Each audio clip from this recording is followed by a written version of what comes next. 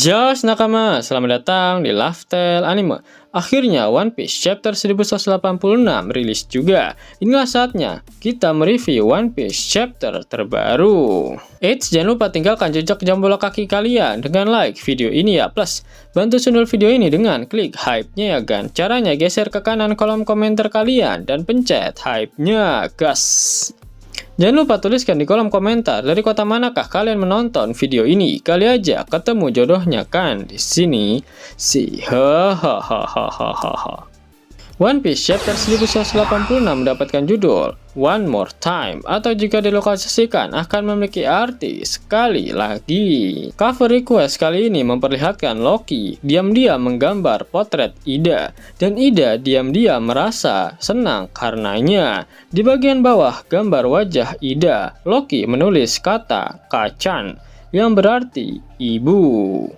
One Piece chapter 1186 dibuka dengan suasana perang yang benar-benar mencekam di kerajaan Esperia.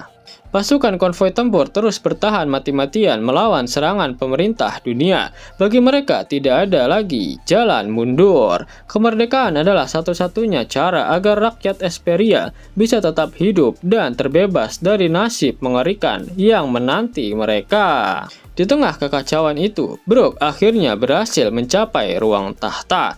Namun pemandangan di hadapannya langsung membuat tubuhnya membeku. Di dalam ruangan, Raja Ruven tergeletak bersimbah darah. Putri Shuri berdiri di dekat jasad sang raja dengan penampilan yang benar-benar berbeda dari biasanya. Di sisi lain ruangan, seorang kesatria dewa duduk santai sambil merokok, seolah perang besar yang terjadi di luar sana sama sekali tidak berarti baginya. Selain itu, terlihat pula sosok bayangan misterius yang sangat mirip dengan wujud monster milik Gorosei Mars. Brook langsung panik. Dia berteriak meminta seseorang untuk memanggil dokter, berharap Raja Ruven masih bisa diselamatkan. Berkali-kali Brook memanggil sang raja dengan sebutan Aniki, sebuah panggilan yang memiliki makna mendalam bagi dirinya. Di tengah kepanikannya, Brook teringat pertama kali bertemu dengan Ruven. Saat itu Ruven pernah menolak dipanggil orang tua karena merasa dirinya belum setua itu. Sejak saat itulah Brook mulai memanggilnya Aniki atau kakak besar. Bagi Brook, Ruven bukan sekedar raja, dia adalah penyelamat hidupnya, orang yang memberinya keluarga dan tujuan hidup. Namun semua harapan itu langsung dihancurkan oleh kenyataan. Sosok misterius yang memenuhi ruangan perlahan menghilang. Siluet Imu dan bayangan monster Gorosei lenyap begitu saja. Lalu Shuri dengan tenang mengatakan bahwa orang yang selama ini dianggap ayahnya sudah mati. Brook sama sekali tidak bisa menerimanya. Dia langsung menghunuskan pedangnya dan mengarahkannya kepada kesatria dewa yang sedang duduk sambil merokok. Brook menuntut penjelasan. Dia tidak percaya bahwa Shuri yang dibesarkannya sejak bayi bisa melakukan hal semacam ini. Baginya tidak ada satupun sisi kehidupan Shuri yang tidak diketahuinya. Dia pernah mengganti popoknya, menjaganya saat kecil, melatihnya menggunakan pedang, dan mengawasinya tumbuh menjadi seorang putri yang baik hati. Namun jawaban Shuri justru menghancurkan seluruh keyakinannya. Shuri mengungkapkan bahwa dirinya sebenarnya adalah seorang Tenryubitot. Menurutnya, Raja Ruven bukanlah ayah kandungnya. Selama 16 tahun, dia merasa telah menjalani kehidupan yang salah. Dia seharusnya hidup di Merijoa sebagai seorang naga langit. Brook benar-benar tidak memahami apa yang sedang terjadi. Baginya, hubungan antara orang tua dan anak tidak membutuhkan bukti apapun. Ruven telah membesarkan Shuri dengan penuh kasih sayang, itu sudah lebih dari cukup. Tapi Shuri melihat semuanya dengan cara yang berbeda. Dia menganggap fakta tentang asal-usulnya telah menghancurkan hidupnya. Menurutnya, tragedi yang menimpa Esperia bukan terjadi karena tuntutan 1000 budak dari pemerintah dunia. Semua itu terjadi karena Raja Ruven menolak menyerahkan dirinya. Dalam pandangan Shuri, sang raja telah membiarkan rakyatnya mati demi mempertahankan sesuatu yang seharusnya bukan miliknya. Karena itulah Shuri menganggap kematian Ruven sebagai bentuk pertanggungjawabannya.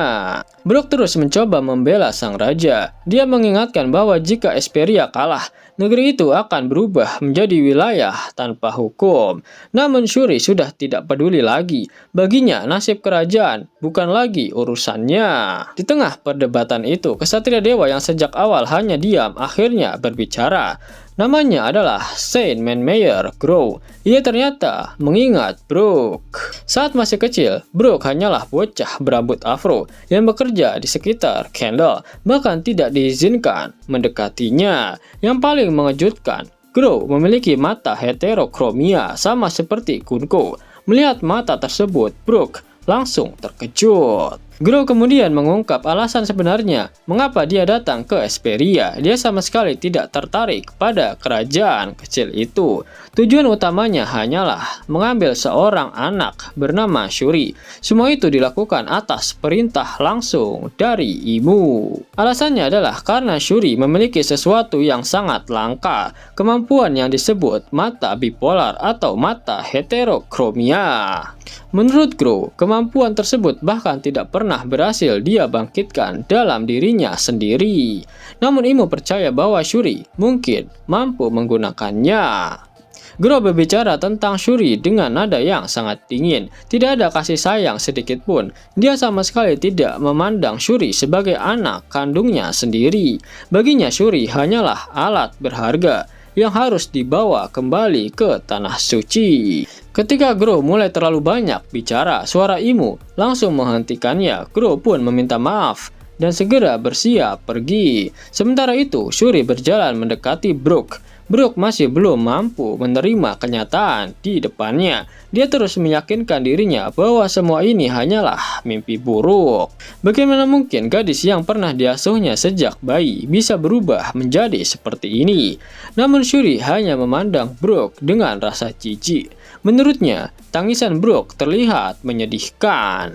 Dia menginginkan perlindungan dari orang-orang yang jauh lebih kuat. Dan jika itu berarti bisa pergi ke tanah suci, maka dia tidak lagi membutuhkan Brook. Di dalam hati, Brook merasakan sesuatu yang sangat menyakitkan.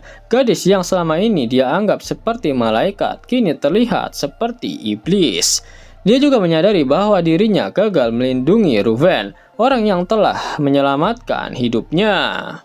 Lalu tragedi yang lebih mengerikan pun terjadi. Shuri menggunakan teknik pedangnya dalam satu serangan. Pedangnya itu menembus kepala Brook. Brook menjatuhkan senjatanya dan roboh ke lantai. Sementara itu, secara ironis Shuri menyanyikan lagu yang diciptakan oleh Brook. Lagu tentang sapi, katak, budak raja, dan bagaimana pada akhirnya semua makhluk hanya akan menjadi tulang belulang. Setelah itu Shuri dan Grow meninggalkan istana. Beberapa waktu kemudian Brook akhirnya sadar di atas ranjang. Para anggota pasukan konvoi tempur benar-benar tidak percaya bahwa dia masih hidup. Menurut para dokter, pedang Shuri secara ajaib berhasil menembus kepala Brook tanpa merusak bagian vital otaknya. Keajaiban itulah yang menyelamatkan nyawanya. Namun saat Brook bertanya tentang Raja Ruven, para prajurit terdiam. Mereka tidak tahu seberapa banyak ingatan Brook yang masih tersisa. Akhirnya kenyataan pahit itu pun disampaikan. Esperia telah kalah sejak Raja Ruven meninggal. Seluruh perlawanan runtuh. Beberapa orang melihat Putri Shuri dibawa pergi menggunakan kapal pemerintah dunia. Sebagian besar rakyat terpaksa meninggalkan negeri mereka dan hidup sebagai pengungsi. Mendengar semua itu, ingatan Brook tentang kejadian di ruang tahta langsung kembali. Dia kembali teringat wajah Shuri, kematian Ruven, dan pengkhianatan yang menghancurkan seluruh hidupnya. Brook pun menangis histeris. Tangisannya begitu keras hingga luka di kepalanya kembali terbuka. Darah mengalir di wajahnya, air mata terus bercucuran tanpa henti. Rasa sakit yang dia rasakan saat itu jauh lebih besar daripada luka fisiknya sendiri. Kilas balik tersebut akhirnya berakhir. Brook kembali berada bersama kru topi jerami di masa kini. Dengan air mata yang masih mengalir, dia mengakui bahwa dulu dirinya bahkan tidak mengetahui keberadaan buah iblis. Karena itulah selama bertahun-tahun dia menganggap semua yang dilihatnya di Esperia hanyalah halusinasi akibat trauma. Perubahan Shuri setelah kematian Ruven terasa terlalu drastis, terlalu menakutkan hingga Brook tidak mampu mempercayainya. Namun sekarang setelah melihat Kunko dan berbagai kejadian di Elbaf, Brook mulai menyadari bahwa semua itu mungkin benar-benar nyata. Dengan penuh haru, Brook memohon kepada teman-temannya untuk satu kali lagi dia ingin mempercayai Putri Shuri. Jika selama ini Shuri sebenarnya hanyalah korban, maka dia ingin menyelamatkannya. Brook lalu bersujud di hadapan seluruh kru topi jerami. Dia meminta bantuan mereka untuk menyelamatkan sang putri. Namun respon kru justru memperlihatkan betapa kuat ikatan keluarga di antara mereka. Jinbe meminta Brook berhenti bersikap seperti orang asing. Nami mulai memikirkan bagaimana petir Zeus bisa menghancurkan es. Franky dengan penuh emosi mengatakan bahwa radikal beam miliknya pasti cukup untuk membantu. Bahkan Usopp ikut panik, memikirkan cara terbaik untuk menolong Brook. Tanpa ragu sedikit pun, seluruh kru topi jerami siap bertarung demi sahabat mereka. Brook yang masih menangis akhirnya berlari menuju ke arah tempat Gunko membeku. Sementara itu, di lokasi lain, Luffy baru saja selesai makan di pusat kafetaria sekolah Walrus. Setelah mendengar bahwa sosok berbahaya itu adalah musuh Elbaf, Luffy langsung mengambil keputusan. Jika seseorang adalah musuh Elbaf, maka orang itu juga musuhnya. Dengan penuh semangat, Luffy merasa tubuhnya dipenuhi kekuatan yang meluap-luap.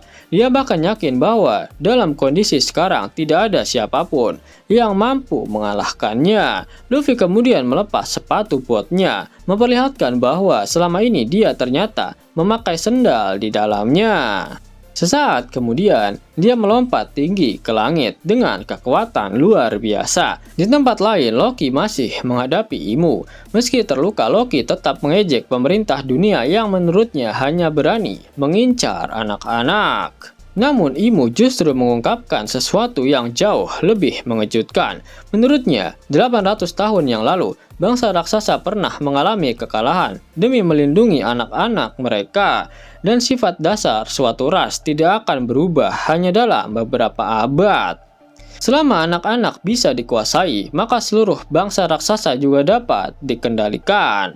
Imu bahkan menyatakan bahwa sejarah akan terus berulang dan Elbaf pada akhirnya akan menjadi budakmu. Loki sama sekali tidak memahami maksud perkataan tersebut, tetapi sebelum dia sempat bereaksi, sebuah sosok melesat dari kejauhan dengan kecepatan luar biasa. Luffy akhirnya tiba dengan armamen haki dan Conqueror haki yang menyelimuti tinjunya. Luffy menarik lengannya jauh ke belakang. Lalu dengan kemarahan yang luar biasa, dia meneriakkan satu kalimat, memerintahkan Imu untuk segera pergi dari Elbaf.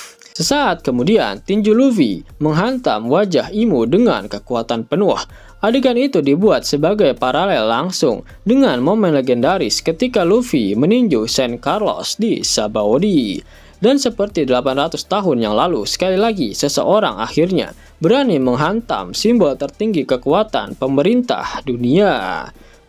Pada akhir One Piece chapter 1186, Oda Sensei tidak mengeluarkan kata-kata mutiaranya. Itu artinya minggu depan One Piece tidak libur.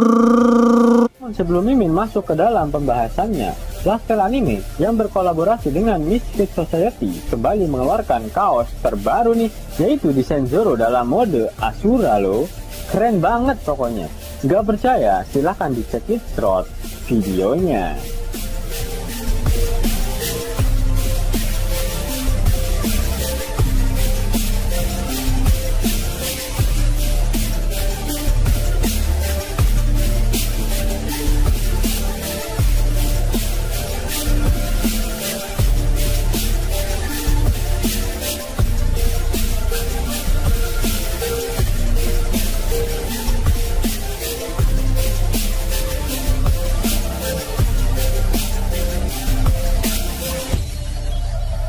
Bagaimana? Keren kan? Bagi kalian nakama Opler, terutama para fan gaynya Babang Marimo, kudu wajib harus punya baju ini. Gaskan, link pemesanan ada di kolom deskripsi. Jos nakama, itulah hal menarik yang terjadi pada One Piece terbaru.